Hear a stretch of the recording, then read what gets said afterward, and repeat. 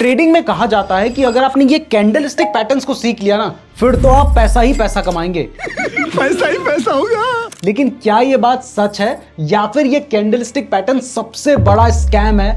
आज मैं आपको ये प्रैक्टिकली एग्जांपल के साथ बताने जा रहा हूं। वीडियो बहुत ही ज्यादा इंपॉर्टेंट है और ये देखकर आप सच में शॉक हो जाएंगे, तो इस वीडियो को बिल्कुल भी मिस मत कीजिएगा।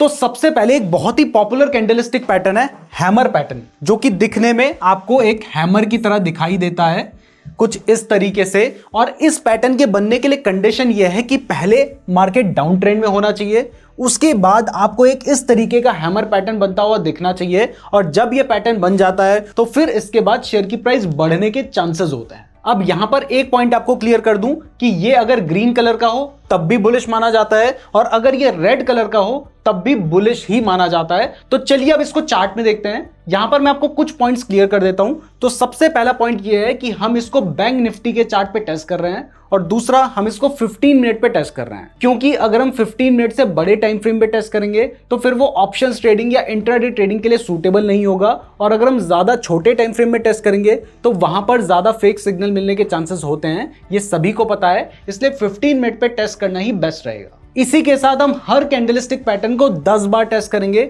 और 10 में से हम ये पता करने की कोशिश करेंगे कि वो कितनी बार काम करता है। तो सबसे पहले यहां पर आपको जो ये हैमर पैटर्न देखने को मिल रहा है, ये एक्चुअल में हैमर पैटर्न नहीं है, क्योंकि हैमर पैटर्न के लिए कंडीशन है कि मार्केट पहले डाउन ट्रेंड में होना चाहिए और उसके बाद हैमर पैटर्न बने। लेकिन यहां पर मार्केट पहले अप ट्रेंड में है और उसके बाद ये पैटर्न बन रहा है, तो इसको आप हैमर पैटर्न कंसीडर नहीं कर सकते हैं।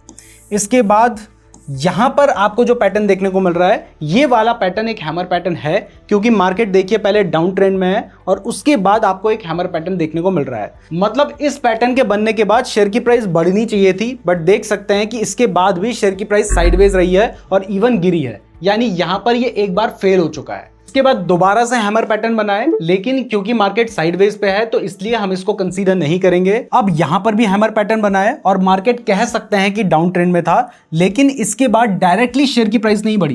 पहले प्राइस थोड़ा नीचे गई है, तो अगर आपने यहां पर स्टॉप लॉस लगाया होता तो आपका पहले स्टॉप लॉस हिट होता और उसके बाद प्राइस बढ़ती। यानी यहां पर हैमर पैटर्न ने काम तो किया है, लेकिन आपका स्टॉप लॉस हिट हो जाता, बट फिर भी हैमर ने काम किया है, इसलिए यहां पर मिलता है इसको 1 पॉइंट।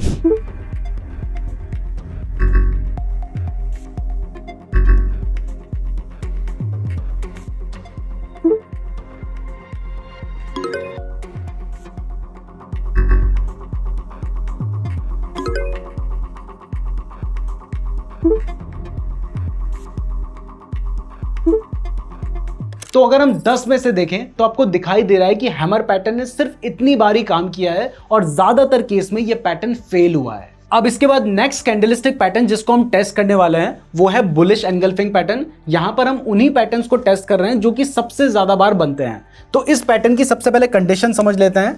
तो इस पैटर्न के लिए सबसे पहले इंपॉर्टेंट है कि मार्केट डाउन ट्रेंड में होना चाहिए, तो इस तरीके से मार्केट पहले गिर रहा हो और उसके बाद एक इस तरीके से रेड कैंडल बने, जैसी यहां पर आपको देखने को मिल रही है।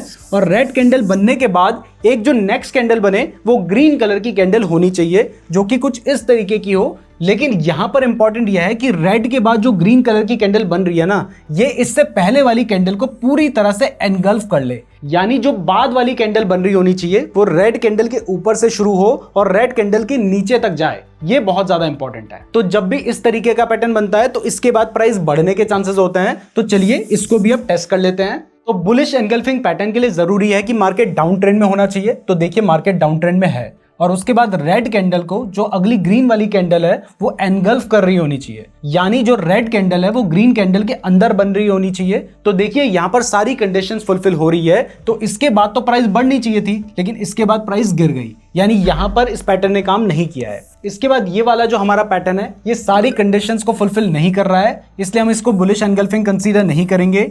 इसके बाद आगे बढ़े तो यहां पर हमें एक पैटर्न देखने को मिलता है जो कि डाउन ट्रेंड में बना है, और इस पैटर्न के बनने के बाद सच में एक अच्छा खासा हमें जंप देखने को मिला है। इसका मतलब यहां पर बुलिश एनगल्फिंग पैटर्न ने अच्छे से काम किया है। लेकिन इससे जस्ट पहले देखें तो यहां पर भी ये बुलिश एनगल्फिंग पैटर्न ही था, लेकिन इस पैटर्न के बनने के बाद भी काफी देर तक प्राइस गिरी थी और आपने स्टॉप लॉस लगाया होता तो वो 100% हिट होता। अब इसके बाद यहां पर हमें एक बुलिश एनगल्फिंग पैटर्न देखने को मिल रहा है, लेकिन इस पैटर्न के बनने के बाद थोड़ी बहुत प्राइस बढ़ी है, तो यहां पर भी इसको एक पॉइंट मिलता है।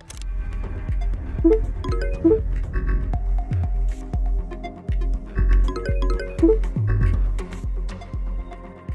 आप देख सकते हैं कि बुलिश एनगल्फिंग पैटर्न 10 में से इतनी बार फेल हुआ है, लेकिन कुछ ऐसे तरीके होते हैं जिनसे हम इनकी एक्यूरेसी को बढ़ा सकते हैं, वो मैं आपको लास्ट में बताऊंगा। अब चलते हैं हमारे नेक्स्ट कैंडलस्टिक पैटर्न पे, जो कि है बुलिश हरामी पैटर्न। इस पैटर्न में भी पहले मार्केट डाउन ट्रेंड में होना चाहिए, उसके बाद एक बड़ी रेड कैंडल बने, लेकिन एक बड़ी रेड कैंडल बनने के बाद जो नेक्स्ट कैंडल होनी चाहिए वो एक ग्रीन कैंडल होनी चाहिए, जो कि बड़ी रेड कैंडल की बॉडी के अंदर बने। और जब इस तरीके का पैटर्न बनता है तो उसको बुलिश हरामी इसलिए कहा जाता है क्योंकि जापानीज में हरामी का मतलब होता है एक प्रेग्नेंट विमेन। तो इसमें माना जा रहा है कि जो रेड कैंडल है वो विमेन है और जो ग्रीन कैंडल है वो उसका बेबी है। और क्योंकि ये एक बुलिश पैटर्न है तो इस पैटर्न के बनने के बाद भी शेयर की प्राइस बढ़ने के चांसेस होते हैं। तो चलिए इसको भी टेस्ट कर लेते हैं। तो सबसे पहले हमें यहां पर एक बुलिश हरामी पैटर्न देखने को मिल रहा है, लेकिन इसके जस्ट बाद मार्केट क्लोज हो गया था, तो इसमें हम ट्रेड नहीं ले पाते, इसलिए हम इसको कंसीडर नहीं कर रहे हैं। बट इससे जो जस्ट पहले वाला हरामी पैटर्न था, यहां पर इसके बनने के बाद प्राइस बढ़नी चाहिए थी, लेकिन उसके बाद भी प्राइस गिरी है। तो यहां पर यह पैटर्न फेल हुआ है। इसके बाद आगे बढ़े तो यहां पर ये जो पैटर्न है ये क्योंकि साइडवेज में बन रहे हैं, तो ये दोनों पैटर्न को हम कंसीडर नहीं करेंगे। लेकिन इससे पहले वाला जो ये पैटर्न है, ये पैटर्न आप देख सकते हैं कि पहले मार्केट डाउन ट्रेंड में था, उसके बाद एक बुलिश हरामी पैटर्न बना है, और जैसे ही ये पैटर्न बना उसके बाद आप देख सकते हैं कि कितना बड़ा आपको एक ट्रेंड देखने को मिला है। तो यहां पर इस पैटर्न ने काम किया है।